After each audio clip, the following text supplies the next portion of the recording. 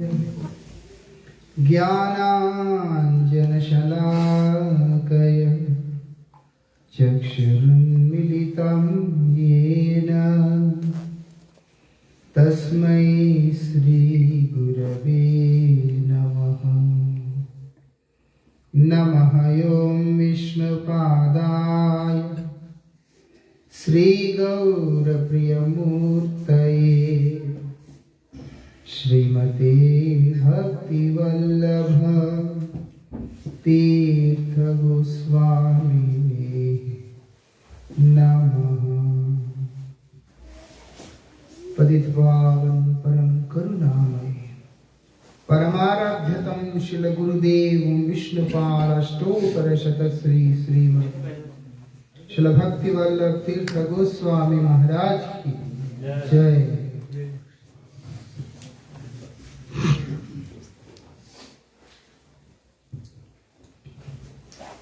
आज बहुत विशेष तिथि है।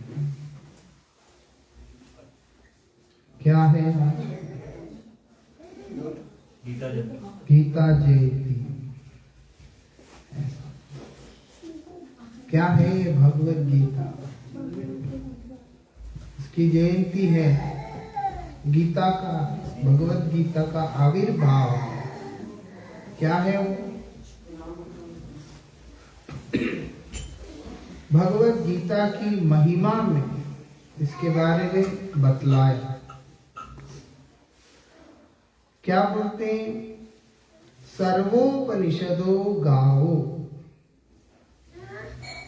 दुग्धम गोपालनंद पार्थो वत्स सुधीर भोक्ता दुग्धम गीतामृतम महत्। सर्वोपनिषदों गाओ, तमाम उपनिषदों गोमाता का संज्ञा दिया और गोदोहन करने वाला ग्वाला वो कौन है? नंदनंदन श्री कृष्ण। दूध गाय में है लेकिन वो दोहन करना पड़ता है, निकालना पड़ता है। और गाय दूध कब देती है? जब वहां पर बछड़ा है तो ही देती है। उपनिषदों के सार को जगत कल्याण के लिए भगवान के द्वारा अर्जुन को आगे रखकर जो सुधीर पुरुष हैं उन लोगों का पेट भरने के लिए ये गीता रूपी अमृत को भगवान ने प्रकट किया। इसीलिए हमें सबसे पहले एक चीज समझना चाहिए, मूर्ख लोगों के लिए नहीं है भगवत गीता। जो मूर्ख है उसके लिए भगवत गीता नहीं है। मालूम है? भगवत गीता है परम विद्वान, बहुत महान व्यक्तित्व जो है उनके लिए है, एरे गेरे के लिए नहीं है। आप देखोगे महाभारत के अंदर ये गीता जी का उपदेश किसको दिया जा रहा है? पार्थाय प्रतिबोधिताम भगवताम नारायणेन स्वयं। ऐसा स्वयं भगवान ने पार्थाय प्रतिबोधिताम, पार्थ को उद्देश्य करते, लक्ष्य करते उन्होंने ये भगवत गीता का उपदेश वहां पर दिया, जिसको व्यास जी ने क्या किया? व्यासदेव ने महाभारत के मध्य में उसको लगाया। पूरा महाभारत जो है व्यास जी ने लिखा, लेकिन भगवत गीता जो है वो भगवान की वाणी है, जिसको उन्होंने उसके बीच में बड़े सुंदर तरीका से सजाया। इति श्री भगवद गीतासु उपनिषत्सु ब्रह्म विद्यायाम योग शास्त्र। ब्रह्म विद्या है वो, क्यों? क्योंकि स्वयं भगवान के द्वारा प्रतिबोधित विद्या है। किसको लक्ष्य करके? अर्जुन को लक्ष्य करके। श्रील गुरु महाराज जी ने अपने एक लेख का आरंभ ही इससे किया। शोकाकुलकारी अभिनय करने वाले अर्जुन को उपलक्ष्य करके भगवान ने इस अमर संदेश को जगत के आगे परोसा। ऐसा क्योंकि एक शोकाकुल व्यक्ति अपनी किसी चेष्टा से अपनी समस्याओं का किसी भी प्रकार का हल नहीं निकाल सकता है। इसीलिए आप देखोगे दुनिया में बहुत दुखी लोग हैं, वो दुखी रहते हैं। अपने दुख के लिए कोई उपचार जो है उनको समझ में नहीं आता है। ऐसा अब आप देखो अर्जुन भी ऐसे ही था। महाभारत के मध्य में उस रणभूमि में आने के बाद जब आप उस प्रथम अध्याय का चिंतन करते हैं तो मालूम पड़ता है कि वहां पर किस प्रकार से वो सारा सेना एकत्रित हुआ है उस महायुद्ध के। सबने अपने अपने नगाड़े, अपने अपने शंख सब बजा दिए। अब किसी भी क्षण में युद्ध हो सकता है। उस समय अर्जुन कृष्ण को कहते, क्या बोलते हैं? सेनयोर उभयोर मध्य रथम स्थापयेमच्युत। हे कृष्ण, युद्ध तो होगा ही, अब आप कृपा करके मेरे रथ को दोनों सेनाओं के बीच में लेकर के जाइएगा। किस लिए? बोलते यावदेता निरीक्षेयम, मैं जाके उनको देखना चाहता हूं। किसको देखना चाहता हूं? युद्ध की कामना से यहां अवस्थित है कि लड़ने के लिए जो जो यहां पर इकट्ठे हुए मैं उन सबको देखना चाहता हूं। ऐसा पहले नहीं बोला, सब होने के बाद पितामह ने सब ने अपने अपनी नगाड़े, अपने अपने शंख सब बजा दिया। अब किसी भी मुहूर्त में युद्ध छिड़ जाएगा। उस समय में अर्जुन इस बात को बोल रहे हैं। अर्जुन क्या मूर्ख है? अर्जुन को नहीं पता था कि कौन युद्ध करने वाला। ऐसा ऐसी स्थिति में आ गया अर्जुन। विसृज्य शशरम चापम शोक संविघ्न मानसम। जैसे ही वहां गया, जैसे ही देख रहा है ये क्या है? पितामह, गुरुदेव, कुलगुरु, मेरे सारे भाई, मेरे जितने भी हैं सारे स्वजन, इन सबके बीच में से इनसे युद्ध करना है। मैं इनके खून के द्वारा सना हुआ वो राज्य को भोग करने के लिए मैं तत्पर। ये सोचकर अर्जुन ने अपने बाण धनुष सब नीचे गिरा दिए। ऐसा। लेकिन अर्जुन कौन है? हमारे जैसे साधारण शोकाकुल व्यक्ति हैं। संजय वहां पर बता रहे, एवं उक्त्वा ऋषिकेशो गूढ़ाकेश परन्तप सेनयोर उभयोर मध्य विषीदन्तमिदं वचः।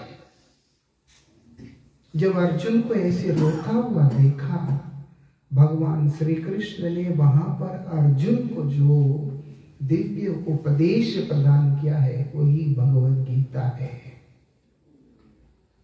वो बोलते हुए संजय धृतराष्ट्र को इशारा करते हुए बता रहे, क्या बोल रहे हैं? अर्जुन कौन है? गुड़ाकेश है। मतलब कौन? जिसके जीवन में अज्ञान बोल करके कोई चीज है ही नहीं है।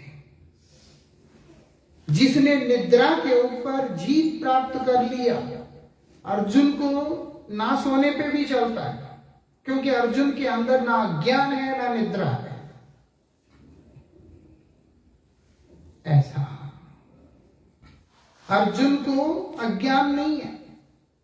इसीलिए संजय धृतराष्ट्र को इशारा कर रहे हैं कि आप सोच रहे हो शायद अर्जुन शोकाकुल होके बैठा है। बोलते नहीं, अर्जुन तो परम ज्ञानी है, और उस परम ज्ञानी को भगवान के द्वारा प्रदत्त दिव्य ज्ञान भगवद गीता है। ऐसा आप देखो, कुरुक्षेत्र युद्ध के बीच में अर्जुन को एक साइड करके देखो तो वहां युद्ध है ही नहीं। पितामह के सामने, द्रोणाचार्य के सामने, कृपाचार्य के सामने, दुर्योधन के सामने, जयद्रथ के सामने, कर्ण के सामने, ऐसे ऐसे जितने भी बड़े बड़े महारथी, श्री कृष्ण की चतुरांगिनी नारायणी सेना के सामने पांडवों में इतनी ताकत नहीं है कि वो टिक जाए। अर्जुन है तो सब है। इतना महत्वपूर्ण व्यक्ति है उस युद्ध का अर्जुन, उनको भगवान ने चुना। और जो कैसा है अर्जुन, पहले तो हमें यह भी समझना होगा, तभी मालूम पड़ेगा भगवद गीता की महिमा क्या है। जब देवलोक में गए थे दिव्यास्त्रों को प्राप्त करने के लिए, उर्वशी उनके प्रति आकर्षित हुई थी। कैसे जितेंद्रिय है अर्जुन, उर्वशी उनके प्रति आकर्षित हुई थी। अर्जुन उर्वशी के उस आकर्षण के दबाव में आए नहीं, और जब उन्होंने उनके प्रति एक मातृवत भाव को प्रकाशित किया तो क्रोधित होकर उर्वशी ने उनको श्राप भी दे दिया। वो श्राप के प्रभाव से अज्ञातवास के 1 साल तक बृहन्नला बन के उन्होंने अपने समय को व्यतीत किया। ऐसा वो गंधर्व विद्या भी देवलोक से सीख के आए थे। ऐसे पराक्रमी, ऐसे जितेंद्रिय, ऐसे अज्ञान रहित, आलस्य रहित, परम श्रेष्ठ धनुर्धर सव्यसाची है। दोनों हाथ एक जैसे बाण चला सकते हैं, और उसके बाद दिव्यास्त्रों से संपन्न ऐसे दिव्य रथ से में विराजमान, ततश्वेतैर्हैर्युक्त महतिर्स्यन्दने स्थित। उनका रथ भी ऐसा है, सफेद घोड़ों वाला रथ, देवलोक से प्राप्त रथ है, और उनके रथ के ऊपर स्वयं हनुमान जी पताका के ऊपर विराजमान है। ऐसा कोई कमजोर आदमी नहीं है, बैठ के रो रहा है तो कृष्ण ने 4 बातें बोल के उन्हें कंसोल कर दिया है। हर तरह से श्रेष्ठ है, और केवल अर्जुन के कारण, और अर्जुन के कारण कृष्ण के रहने से पांडवों ने उस कुरुक्षेत्र का उस महान नदी रूपी युद्ध स्थल को पार करके आगे निकल गए हैं। वो गीता जी का आज प्राकट्य है। आप देखो व्यासदेव ने लिखा, क्या बोलते हैं व्यासदेव जी, भीष्म द्रोण तटा जयद्रथ जग गांधार नीलोत्पल शल्यग्राहवती कर्णेन वहिनी, शल्यग्राहवती कृपेन वहिनी कर्णेन वेलाकुला, अश्वत्थाम विकर्ण घोर मकर, अश्वत्थाम विकर्ण आदि जो है घोर मकर, भयंकर मगरमच्छ, कोई तिमिंगिल जैसा है, ऐसा भीष्म और द्रोण नदी के दो तट की तरह।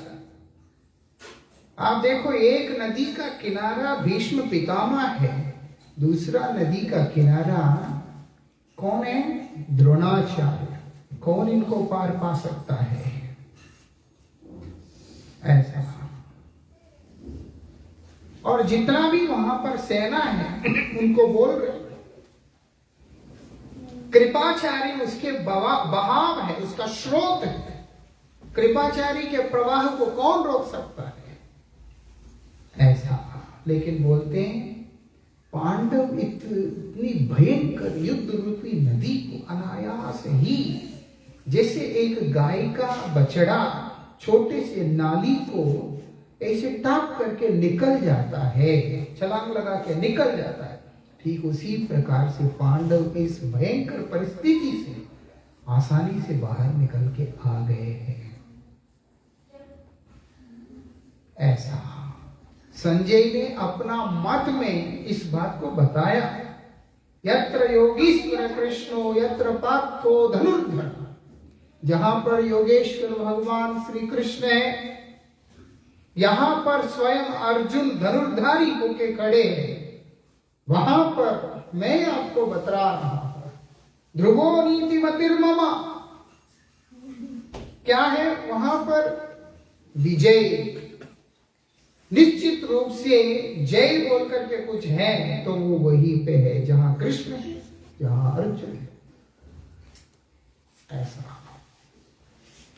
सौंदर्य, सुंदरता, वो भी वहीं पे है और कहीं है नहीं। निश्चित रूप से इस बात को जान लेना होगा। और आप देख सकते हैं किस प्रकार से ऐसी विषम परिस्थिति से पांडव बाहर निकल के आ गए। वही अर्जुन को जब शोकाकुल था दिखा रहा है कि मैं बहुत दुखी हूं। क्यों? इन सबको मारने के बाद मुझे ये राज्य प्राप्त होगा। हमारा भी जीवन की ऐसी विषम घड़ी में जहां हम अपने लिए कोई निर्णय ले ही नहीं सकते, लेने की स्थिति में नहीं है कि मुझे अब क्या फैसला करना, अपने लिए क्या अच्छा है क्या नहीं है, किम कर्तव्यम विमूढ़ वाली स्थिति में आ जाते हैं। क्योंकि एक कहता है कि ऐसा करोगे ठीक, दूसरा कहेगा कि ऐसा करने से ठीक। एक कहेगा कि इस रास्ते में चलोगे तो नुकसान है, दूसरा कहेगा कि उस रास्ते पे चलोगे तो नुकसान है। द्वंद्व के बीच में जीवन आके खड़ा हो गया, जीवन के मझधार में। ऐसा जीवन के मझधार ऐसे द्वंद्व में आके खड़ा हो गया कि मुझे समझ नहीं आ रहा। अब अर्जुन श्री कृष्ण से कहते कि नाथ, मैं ये सब देखने के बाद समझ रहा हूं कि मुझे युद्ध करना ही नहीं है। क्यों नहीं करना? नकांक्षे विजयम कृष्ण। क्योंकि मैं अब मन बना लिया कि मुझे विजय श्री नहीं चाहिए, मैं युद्ध जीतना ही नहीं चाहता। अर्जुन का एक नाम, 10 नाम में एक नाम है विजय, क्योंकि अर्जुन का पराजय बोल करके कोई चीज अर्जुन के जीवन में नहीं है। लेकिन आज मोहग्रस्त होकर अर्जुन बता रहे हैं, अपने पद से विमुख होकर चल रहा है। बोलते हैं मुझे युद्ध जीतना ही नहीं है। आकांक्षे विजयम कृष्ण। और ना ही ये राज्य की कामना रखता हूं, ना ही मैं इस राज्य का उपभोग करने का सुख की कामना करता हूं। और जिन लोगों के रहने से, जिनको देखकर जो सुख अनुभव होना है, वही लोग जब नहीं होंगे तो मैं इस सुख को करूंगा क्या? मैं इसे भोग को लेकर जीवित रह के भी मेरे लिए प्रयोजन क्या है? ना, नहीं चाहिए। ऐसा परम ज्ञानी है ना, लेकिन मोहग्रस्त होने के बाद भी ज्ञानी जैसे ही अपने आप को प्रस्तुत कर रहा है। कृष्ण ने डांट दिया, कृष्ण ने डांट दिया। क्या बोलते? कुतस्त्वा कश्मलमिदं विषमे समुपस्थितम् तेरे अंदर ऐसी विषम परिस्थिति में क्यों पहले नहीं सोच सकता? इस समय तेरे अंदर इस प्रकार का ये भाव कहां से आया? और वो भी ये नहीं बोल रहे हैं देर से आया, तेरा आंख खुला, अच्छा हुआ, बोलते नहीं। कहां से तुम्हारे अंदर ये कायरता घुस गया? ये कायरता तुम्हारे अंदर कहां से घुस गया?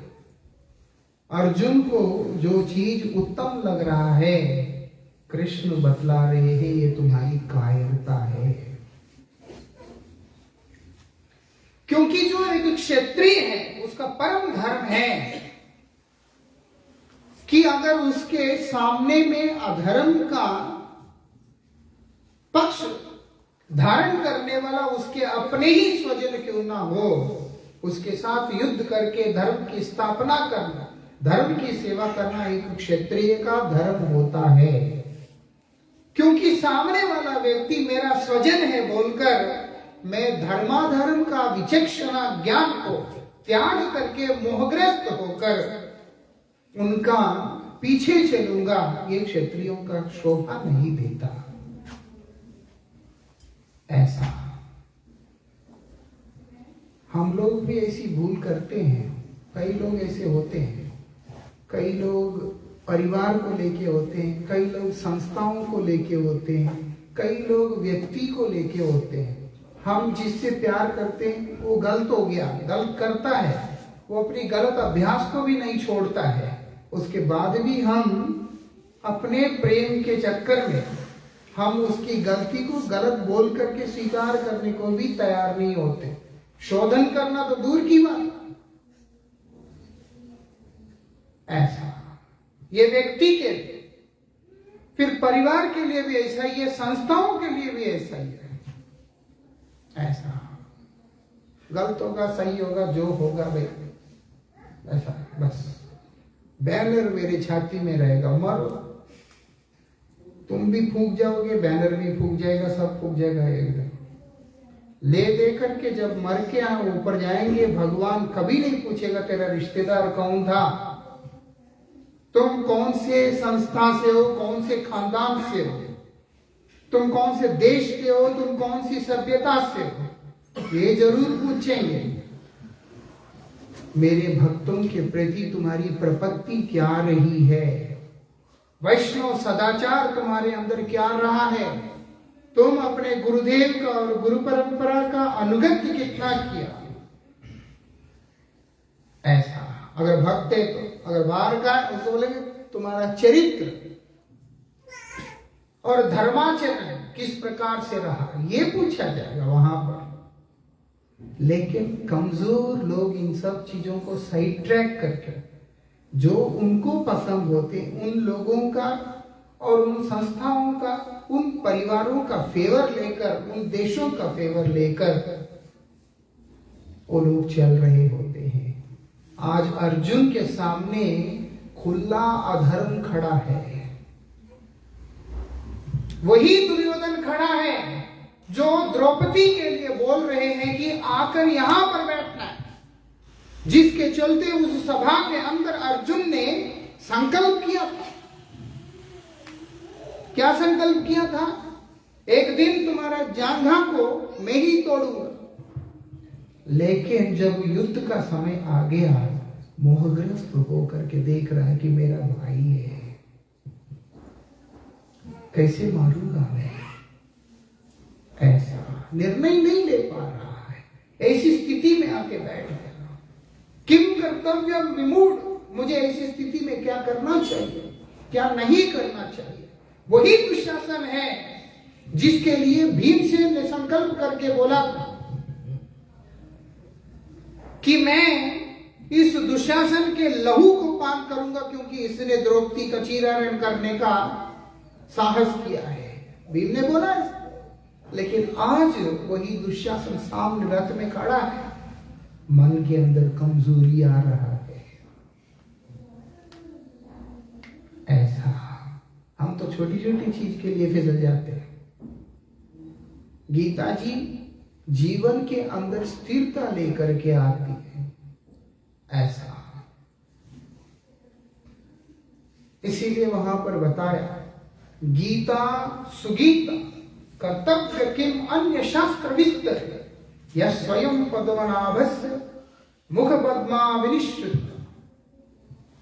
वहां पर बताते गीता सुगीता, भगवत गीता जी को अगर कोई व्यक्ति सम्यक रूप से पठन और मनन करे, किमन्य शास्त्र विस्तरे, उसको और ग्रंथों को खोल के पढ़ने का भी जरूरत नहीं है। आप कल्पना कर सकते हैं इस बात को। 20 किताब खरीद के, 20 ग्रंथों को खरीद के आपको पढ़ने की जरूरत नहीं है। अगर सही तरीका से भगवत गीता का कोई भी व्यक्ति ने अध्ययन कर लिया तो, इसलिए बोला गीता सुगीता। गीता पढ़ना मतलब ऐसे ही पढ़ना नहीं, पन्ने पलटाते, सही तरीका से उसको पढ़ना है, सम्यक रूप से पढ़ना, सुंदर रूप से पढ़ना और मनन करना है। किमन्य शास्त्र विस्तर, क्यों भैया? बोलते यह स्वयं पद्मनाभस्य, ये स्वयं पद्मनाभ भगवान के मुख पद्म से निकली हुई वाणी है। ऐसा मुख पद्मा विनिश्चित, ऐसा क्या बोल रहे हैं श्री कृष्ण? उस कमजोरी का समाधान बतला रहे हैं, जिस कमजोरी के द्वारा ग्रसित होने के अभिनय आज अर्जुन करके दुनिया के आगे खड़ा है। इसीलिए भगवत गीता मूर्खों के लिए नहीं है, भगवत गीता है परम विद्वानों के लिए, समझदार लोगों के लिए है। ऐसा मल निर्मूलनार्थम स्नानम दिने दिने, शरीर के अंदर गंदगी लगा हुआ है, मल लगा हुआ है, उसको धोने के लिए रोज नहाने की बात वहां पर बताया जा रहा है। मल निर्मूलनार्थम स्नानम दिने दिने, हर दिन हम नहाते हैं, मल मल के नहाते हैं। किस लिए? इस शरीर में लगी हुई उस मल से निवृत्त होने के लिए। सकृत गीताभ्यासी स्नानम संसार मलनाशनम। समझ में आता है? भगवत गीता का पाठ करने वाला व्यक्ति, प्रतिनित्य जो भगवत गीता का पाठ करने का अभ्यासी जो व्यक्ति होता है, उसका संसार मलनाशनम, संसार रूपी जो मल है उसका नाश हो जाता है। वो मल रहता नहीं है, वो गंदगी नहीं रहता। कौन सा गंदगी? संसार रूपी गंदगी। ऐसा आज वही अर्जुन दिखा रहे हैं कि मुझे इस मल ने पकड़ रखा, मेरे शरीर में चिपक गया और मैं उससे अपने आप को मुक्त नहीं कर पा रहा हूं। तब भगवान श्री कृष्ण ने उनको जो उपदेश दिया, अर्जुन श्री कृष्ण के चरणों में जाकर उपस्थित होकर प्रार्थना करते हैं कि नाथ, क्या क्या प्रार्थना करते हैं? कार्पण्य दोषो उपहित स्वभावात्, जो कायरता है, कायरता, उसने क्या किया? वो एक दोष बनकर मेरे स्वभाव का हरण कर लिया है, मेरा स्वभाव का हरण हो गया है। इसीलिए पृच्छामि, मैं किसके पास जाऊंगा? आप ही के पास जाऊंगा। इसलिए पृच्छामि त्वाम, आपसे पूछ रहा हूं। क्यों पूछ रहे हो? धर्म सम्मूढ़ चेतन, मेरा चेतना जो है वो धर्म को लेकर के एक मूढ़ अवस्था को प्राप्त कर गया है। ऐसा मालूम है? धर्म का ज्ञान है, अधर्म का ज्ञान है, लेकिन ऐसी कमजोरी आ गई है कि अधर्म को ही धर्म मान के चलने की वृत्ति घुस गई है। ऐसा दुर्योधन ऐसा ही है। दुर्योधन क्या कहता है? हे नाथ, भगवान को प्रणाम करके दुर्योधन बोला, जानामि धर्मो न च मे प्रवृत्ति, जानामि अधर्मो न च मे निवृत्ति। धर्म क्या है, अधर्म क्या है, ऐसा नहीं कि मैं नहीं जानता, लेकिन मेरा उसमें प्रवृत्ति नहीं, इसमें निवृत्ति नहीं है। और मैं ये मानता हूं आप मेरे से जैसे करवा रहे हो मैं वही कर रहा हूं। ये लोग जो है मूड होते हैं, ये लोग मूड होते हैं। और जो ना धर्म अधर्म क्या है जो जानता ही नहीं है, जो अपने मनमर्जी करता है तो महामूर्ख होते, वो किसी काम का नहीं है। मूढ़ व्यक्ति मतलब ज्ञानी व्यक्ति है, मूढ़ व्यक्ति मतलब समझदार व्यक्ति है, लेकिन उसकी समझदारी, उसका ज्ञान विकृत रूप से चल रहा है। ऐसा आज अर्जुन का भी वही स्थिति है। अंदर अंदर से वो सोच रहे मैं इतनी अच्छी बातें बोल रहा हूं, लेकिन कृष्ण क्यों मेरे इन विचारों को समर्थन नहीं कर रहे हैं? ऐसा मैं तो अच्छा सोच रहा, लेकिन भगवान है, मेरे समझ से आगे की बात उनका है। इसीलिए भगवान के चरणों में जाके उन्हें प्रणाम करते हुए कहते, नाथ कार्पण्य दोषो उपहित स्वभावात् पृच्छामि त्वां धर्म सम्मूढ़ चेत। आज मैं किम कर्तव्यम विमूढ़ वाली स्थिति में खड़ा होकर आपसे प्रश्न कर रहा हूं। यत् श्रेयश्चात् निश्चितम ब्रूहितम् में, आप मुझे बताने का कृपा करें। मेरे लिए जो श्रेयस्कर है, मेरे लिए जो उत्तम है, वो आप मुझे बताने का कृपा करें। आप मेरे लिए श्रेष्ठ करवाणी का उपदेश करें। माना कि आपके वाणी मेरे लिए रुचिकर नहीं है वर्तमान में, लेकिन मैं उसी का पालन करूंगा। इसीलिए आप मुझे वो ज्ञान दीजिए। अक्सर हम लोगों का दिमाग खराब रहता है, जिसका दिमाग ठीक रहता है, कोई सज्जन या कोई महात्मा, कोई बड़े हम लोगों को समझाने का कोशिश करते हैं।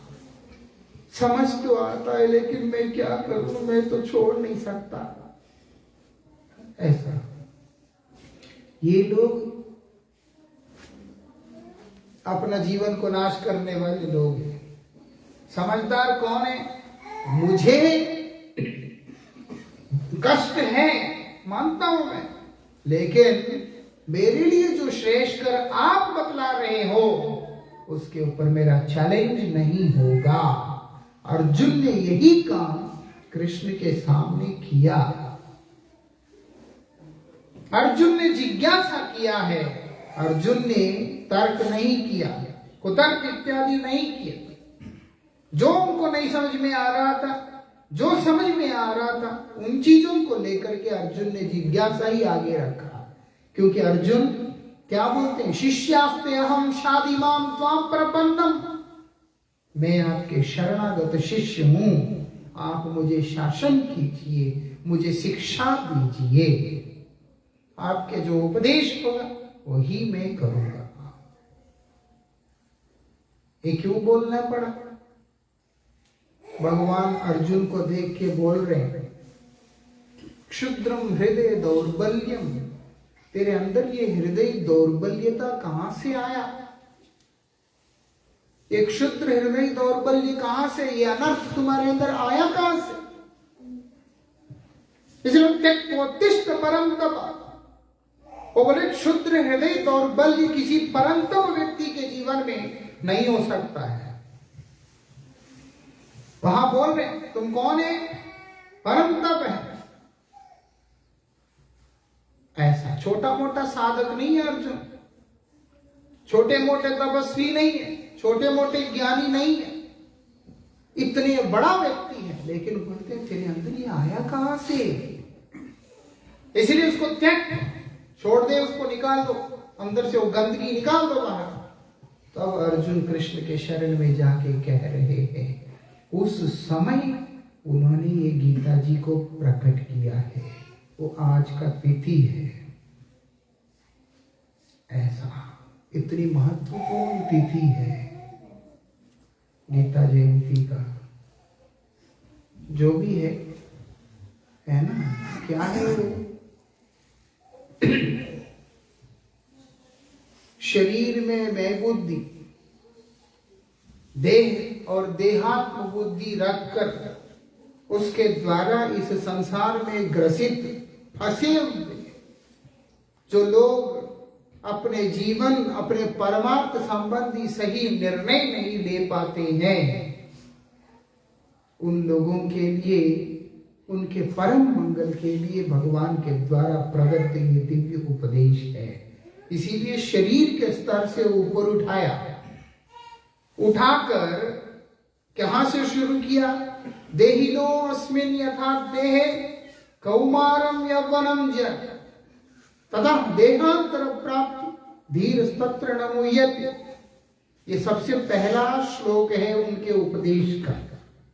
इससे पहले तो वार्तालाप चल रहा था, जब अर्जुन शरण ग्रहण किया तब भगवान अर्जुन को यह बात बतला रहे हैं, तुम एक धीर पुरुष हो, शरीर के अंदर उत्पन्न होने वाले इन परिवर्तनों को, इन विकारों को लेकर के तुम्हें चंचल नहीं होना चाहिए। फिर आत्मा के बारे में बता रहे, फिर उसके बाद स्थित प्रज्ञ क्या होता है उसके बारे में बता। प्रज्ञ मतलब क्या? उससे पहले बता दी, तुम बुद्धिमान की तरह बात कर रहे हो लेकिन हरकतें बुद्धिहीन की तरह कर रहे हो, क्योंकि जिस चीज के लिए तुम्हें रोना नहीं चाहिए तुम उन चीजों के लिए पकड़ के रो रहे हो। इसीलिए वहां पर बताया प्रज्ञावान कौन है। आगे चलकर कर्म के बारे में बता रहे हैं, ध्यान के बारे में बता रहे, ज्ञान के बारे में बता रहे, हर तरह की चीज के बारे में बता रहे हैं, है ना। वो बहुत सारी चीजें उसमें गुरुजी कुछ श्लोकों को विशेष रूप से व्याख्या करते थे, समय बहुत हो गया, लेकिन एक चीज हमें समझना होगा, सब बोलने के बाद शेष में भगवान अर्जुन को बतला रहे क्या बोलते हैं? सर्वधर्मान परित्यज्य माम एकम शरणम व्रज। मतलब तुम्हारे जीवन के अंदर जो भी कंफ्यूजन्स हैं, जो भी डायलेमा है, या तुम्हारे जीवन के अंदर किसी भी प्रकार की पीड़ाएं हैं, या किसी वस्तु संबंधी अज्ञान है जो तुम्हें ग्रास कर लिया है, बोलते चिंता करने की जरूरत नहीं है। जिसका बुद्धि बिगड़ गया है वो व्यक्ति को अगर क्या कर्म समझाएगा, क्या ज्ञान समझाएगा। इसीलिए उसके लिए भी भगवान ने चरम उपदेश के रूप में वहां पर बता दिया। क्या बोल रहे हैं? सर्वधर्मान परित्यज्य माम एकम शरणम व्रज। धर्म दो प्रकार से होता है, एक नित्य धर्म है, एक नैमित्तिक धर्म है। और ये नित्य धर्म, नैमित्तिक धर्म भी, नित्य धर्म भी दो होते हैं। एक, जब मैं ये शरीर हूं, सूक्ष्म शरीर हूं और स्थूल शरीर हूं, ये 5 तत्व वाला स्थूल शरीर और 3 तत्व वाला सूक्ष्म शरीर, ये दो मैं हूं। जब ये विचार रहता है तो शरीर, उसका धर्म अलग हो जाता है, उसका नित्य धर्म अलग हो जाता है। समझ में आता है? नहीं आएगा, हमको मालूम है। आत्मा का धर्म अलग है, देह का धर्म अलग है।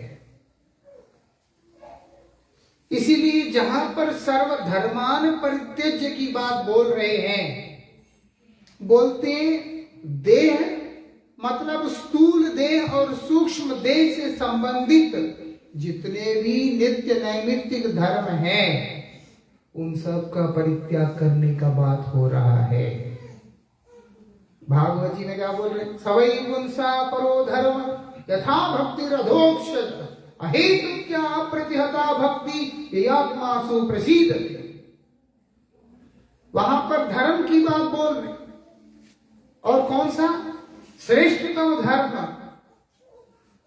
गीता जी में भगवान अगर बोल रहे हैं सर्वधर्मान परित्यज्य, सर्व मतलब समस्त प्रकार के, हर प्रकार के धर्मों की बात वहां पे आ गया। अब सभी धर्मों का त्याग करने का बात हो रहा है तो धर्म के अंतर्गत श्रेष्ठतम धर्म के बारे में बोलने का क्या मतलब? श्री कृष्ण भगवत गीता में जिन धर्मों का त्याग की बात कर रहे हैं वो ये देह से संबंधित जितने भी धर्म हैं उनके बारे में बतला रहे हैं। शरीर के अंदर मैं बुद्धि पैदा करने वाले जितने भी धर्म हैं और उन विकारों को, उन भावनाओं को पुष्ट करने वाले जितने भी क्रियाएं हैं उस धर्म के आधार पर परित्यज्य, उन सबको छोड़ दो। ऐसा मदत्ते त्यक्त्वा कर्माणि त्यक्त्वा स्वजन बांधव, मेरे लिए वो क्या करता है? सारे धर्म, सारे कर्म, सारे बंधनों को तोड़ के आगे निकल जाता है। मदाश्रय कथामृष्ट, मेरा आश्रय ग्रहण करके ही मेरे हरि कथा का श्रवण कीर्तन करता रहता है, ऐसे भगवान स्वयं बोल रहे। इसलिए भगवत गीता में यही बोल रहे सर्वधर्मान परित्यज्य। वहां क्या बोल रहे लास्ट में? माम एकम, केवल मेरा, केवल मात्र मेरा, शरणम व्रज, मेरा एकमात्र मेरा शरण ग्रहण करने के पथ पे आगे बढ़ना। खिचड़ी भक्ति की बात नहीं हो रहा और गंध खोल के भजन करने का बात भी नहीं हो रहा। हम सब गुरु भाई है इसीलिए मैं इस बात को बोल रहा हूं, है ना। किसी को नीचे दिखा के भजन करना, नरक में जाएंगे, नाश हो जाएगा। किसी को नीचे दिखाना या किसी को अपनी बुद्धि के अनुसार उसकी श्रेष्ठता या निकृष्टता का निर्णय करना, कहां जाएंगे भैया? मुझे ये श्रेष्ठ लगता है तो वो श्रेष्ठ है, भले वो निकृष्ट हो। आचरण तो देखो, मेरे बुद्धि में ये श्रेष्ठ है इसीलिए वो श्रेष्ठ है। ऐसे जो लोग हैं वो लोग भी सब मरेगा। आप आचरण देखे बिना जिसका भी संग करोगे दुनिया में, आचरण ऐसा नहीं है अभी जैसे मैं इधर बैठ के कथा में बड़ी बातें बोल के चला गया, उसके बाद जो है क्या बोल दिया महापुरुष है, ऐसा नहीं। साथ रह के देखो, साधु संग साथ रह के देखना पड़ता है। ऐसा साधु मतलब, भक्त मतलब, भगवान मतलब एक ग्रंथ है, एक सब्जेक्ट है, उसको स्टडी करना पड़ता है। स्टडी किए बिना अपना बुद्धि लगाकर किसी को भी बड़ा छोटा कुछ भी मान लेते हैं, अपनी दिमाग चलाकर अपना ही नाश करेंगे और किसी का कुछ नहीं होने वाला है। इसलिए बोल रहे हैं यहां पर माम एकम शरणम व्रज, केवल मात्र, केवल और केवल मेरे पास आने वाले जो मार्ग हैं उसमें चलना। अपने दिमाग लगा के इधर उधर और धंधों में नहीं पड़ना, तब मैं तुम्हारा रक्षा करूंगा। अर्जुन को उपलक्ष्य करके भगवान हमें बोल रहे हैं, मैंने तुमको कहा युद्ध करो तो तुम करो, इसके द्वारा उत्पन्न होने वाला परिणामों के बारे में तुम चिंतन मत करो। तुम युद्ध के परिणाम के बारे में चिंता ना करते हुए केवल मेरी इच्छा के, मेरे आज्ञा का पालन करते हुए इस काम को करो। अहम त्वाम सर्व पापेभ्यो मोक्षयिष्यामि मा शुचः। मैं तुम्हारा, अगर तुम्हें भय है कि इससे मुझे क्या परिणाम आएगा, चिंता नहीं करना। अहम त्वाम सर्व पापेभ्यो, मैं तुम्हारे उन तमाम पापों से मुक्त करके तुम्हें इस जगत से निर्वाण प्रदान कर दूंगा। मतलब क्या है? भगवान मुक्त करेंगे, मतलब क्या है? गीता जी में स्वयं बोल रहे हैं, वो स्थान में लेकर के जाऊंगा जहां जाने के बाद निवृत्ति बोल करके कुछ होता नहीं है। समय बहुत हो गया है, मैं तो गीता जी के कोई श्लोकों के ऊपर चर्चा भी नहीं कर पाए। जो समझ जाना, गीता जी जरूर पढ़ना, जीवन के हर तनाव से रक्षा होगा, परम मंगल होगा भगवद गीता जी का पाठ करने पर। अर्जुन जैसे महापुरुष को लक्ष्य करके बता रहे, हम क्या चीज है? तुच्छ प्राणी है, कुछ भी नहीं है। और उसके बाद भगवान ने अर्जुन को एक बात बोला, जो मैंने कहना था मैंने कह दिया, अब जो तुमको ठीक लगता है तुम वो करो, ऐसे बोला था। तो अर्जुन कृष्ण को प्रणाम करके कहते कि नाथ, नष्टो मोहो स्मृतिर्लब्ध्वा, मेरा मोह नष्ट हो गया है। जो मोह के कारण ग्रसित होकर मैं शोकाकुल होकर पड़ा हुआ बैठ के रो रहा हूं, वो मेरा शोक आज समाप्त हो गया है, नष्ट, वो ध्वंस हो गया। स्मृतिर्लब्ध्वा, मेरा स्मृति, मेरा जागृत हो गया, मुझे प्राप्त हो गया है। स्थितोस्मि गत संदेहो, मैं अब हर तरह के संशय से मुक्त होकर के खड़ा हूं। तो करोगे क्या? करिष्ये वचनम तव, आपने जो आदेश किया वही काम मैं अब करूंगा, ये बोल के अर्जुन खड़ा हुआ। हमें भी भगवान के चरण में ऐसे ही शरण ग्रहण करना है, हमारे ही मंगल के लिए। तमाम शास्त्रों का निचोड़ के रूप में, सार के रूप में भगवान ने इस भगवद गीता रूपी अमृत को, दुग्धम गीतामृतम, भगवद गीता को अमृत कहा। मृत प्राय जीवन में जहां पर कोई रस बोल करके है ही नहीं, इस संसार के सुख दुख आदि द्वंद्व के बीच में जूझता हुआ व्यक्ति का परम कल्याण के लिए भगवान ने स्वस्थ वर्धक अमृत, वो दुग्ध स्वरूपिणी भगवद गीता को प्रकट किया है। गीता जी का पाठ अवश्य करें, परम मंगल होगा। पतित पावन श्री गुरु महाराज की जय, श्रीमद् भगवद गीता जी की जय, श्री कृष्ण द्वैपायन वेद व्यास जी महाराज की जय, श्री कुरुक्षेत्र धाम की जय, श्री ज्योतिषर महातीर्थ की जय, संजय जी की जय, धृतराष्ट्र की जय, दुर्योधन भैया की जय, सभी की जय। हरे कृष्ण। पवन प्रभु को दिन।